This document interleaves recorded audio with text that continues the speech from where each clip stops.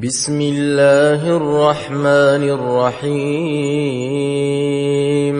يا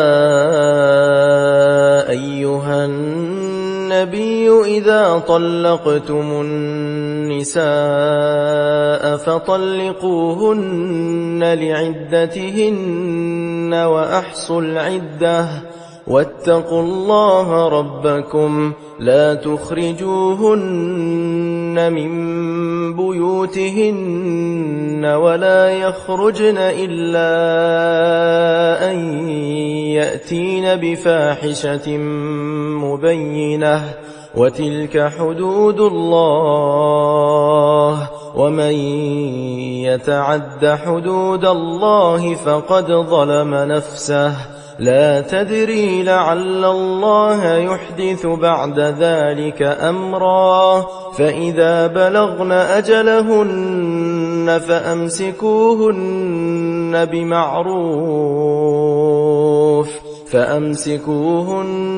بمعروف أو فارقوهن بمعروف وأشهدوا ذوي عدل منكم وأقيموا الشهادة لله ذلكم يوعظ به من كان يؤمن بالله واليوم الآخر ومن يتق الله يجعل له مخرجا ويرزقه من حيث لا يحتسب ومن يتوكل على الله فهو حسبه إن الله بالغ أمره قد جعل الله لكل شيء قدرا واللائي يئسن من المحيض من نسائكم إن ارتبتم فعدتهن 3 أشهر واللائي لم يحضن وأولاة الأحمال أجلهن أن يضعن حملهن ومن يتق الله يجعل له من أمره يسرا ذلك أمر الله أنزله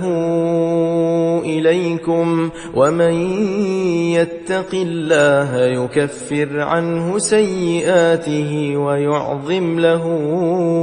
أجرا أسكنوهن من حيث سكنتم من وجدكم ولا تضاروهن لتضيقوا عليهن وإن كن أولات حمل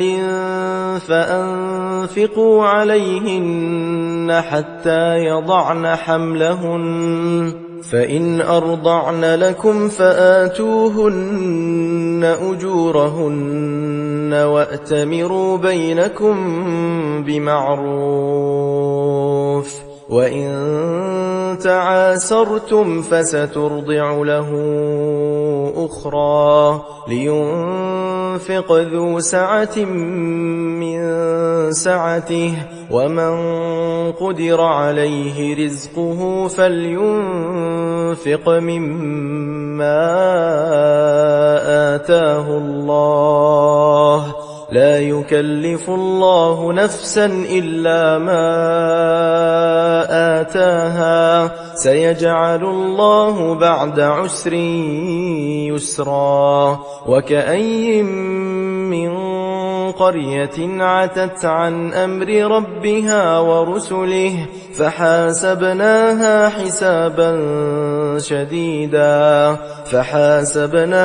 حسابا شديدا وعذبناها عذابا نكرا فذاقت وبال أمرها وكان عاقبة أمرها خسرا أعد الله لهم عذابا عذابا شديدا فاتقوا الله يا أولي الألباب الذين آمنوا قد أنزل الله إليكم ذكرا رسولا يتلو عليكم آيات الله مبينات ليخرج الذين آمنوا وعملوا الصالحات من الظلمات إلى النور ومن يؤمن بالله ويعمل صالحا يدخله جنات تجري من تحتها الأنهار خالدين فيها أبدا قد أحسن الله له رزقا الله الذي خلق 7 سماوات ومن الأرض مثلهن يتنزل الأمر بينهن لتعلموا أن الله على كل شيء قدير وأن الله قد أحاط بكل شيء علما